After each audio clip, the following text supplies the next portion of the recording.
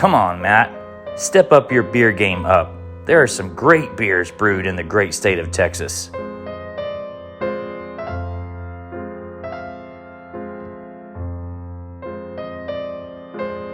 That looked dry as shit with chewy skin.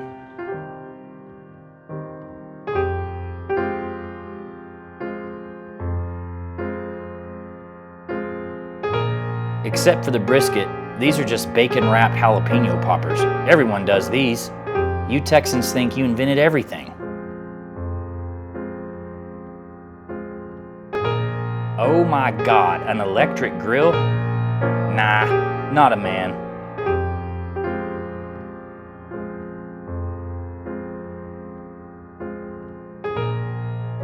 Texas barbecue tastes like melted crayon.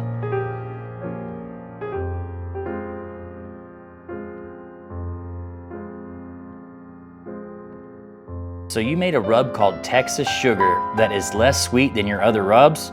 Fucking stupid. I was gonna order some, but that is dumb as hell.